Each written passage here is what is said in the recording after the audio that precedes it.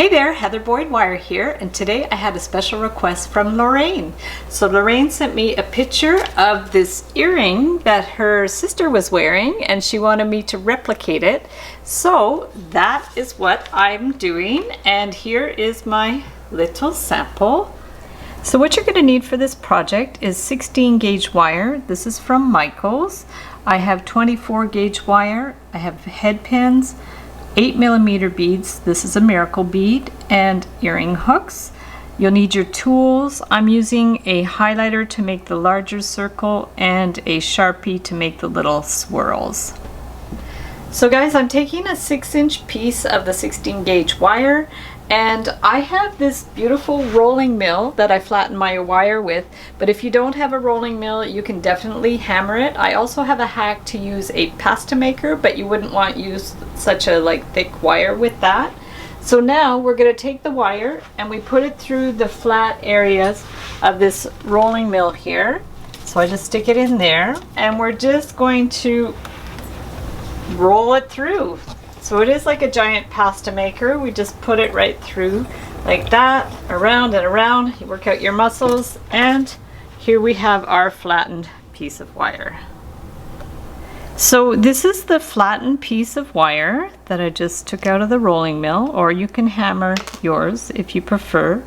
And then what we want to do is make the larger circle. So I'm going to get the highlighter here. So we're going to just turn it around here. Okay, just turn it around, and then you'll want to compare it with your other one that you made to make sure it's going to be about the right size. And then what you can do is go ahead and turn this little end around. So take your small round pliers and just turn it around here, okay, because we need a little bit of a loop there. And then at that point you can check that it's the same. If you need to make a little bit more of a circle, just keep bending it until it's about the same. You're just going to keep bringing it back and forth to make sure they're about the same size. And then from there, just check what you've done previously and I use these larger round pliers, and I'm going to take this and just bend this back. So this is going to be sort of the start of the swirl. And then what we want to do is just comparing it always with the other one, what you've done. You're going to bring this around and you're going to take your smaller round form and just twist this around. So just twist it around a couple of times. And this part you can really, decide how much of a swirl you want to make. It's totally up to you, but you do want to make them somewhat the same. So go ahead in and you can just fiddle around with it until you have it the right shape. So we're just going to compare it with this one, and we want this to be kind of back a little bit so you could kind of change the position. And this wants to be vertical, right? So you're going to just bring that around and kind of bend it in a way so it becomes more vertical. And just they don't have to be perfect because they are a little bit abstract. And then just keep putting, the pen in to twist it around to the size that you want. And then when you're happy with it, you're going to do your little ends. So let's just compare them a little bit and just see. I could bring this down a little bit here.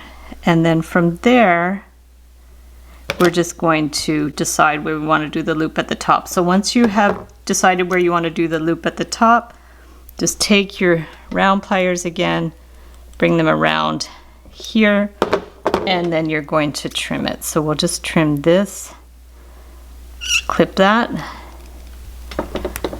and if you need some help with these round pliers, bring it in and then just check it again to compare them.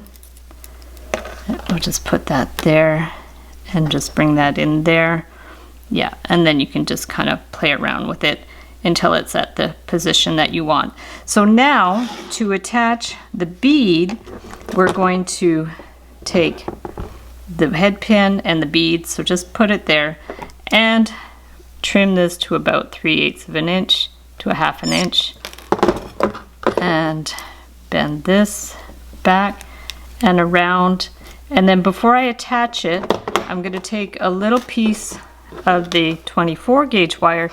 This is optional, but because this can open up, I like to reinforce it with the 24 gauge wire. So we're going to put this in here. Okay, just bring this in and bring this through here. Just wind it around. Okay, just make sure it's like nice and tight. You can just pull it here and then bring this around here and just wrap it around a couple of times around here, and then that way it's not going to come apart. It's going to be a lot more solid. And then this one too, you can just bring it and wrap it around the bottom of the spiral, so it just reinforces it a little bit. The wire is thin so you can't see it, and you just trim it there and just kind of pinch this in place a little bit.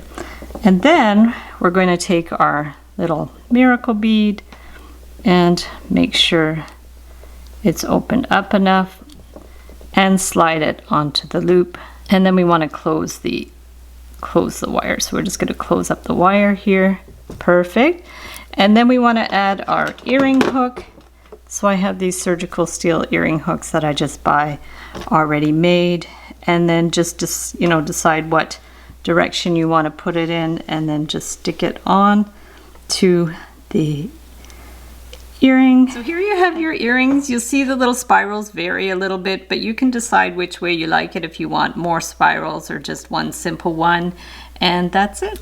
So thanks so much for watching the video. Give it a big thumbs up if you liked it. Be sure to subscribe to my channel for lots more DIY wire art and jewelry making videos. Also join the Facebook group, the Wire Art and Jewelry Makers Club, if you want to share photos of your work and be inspired by others.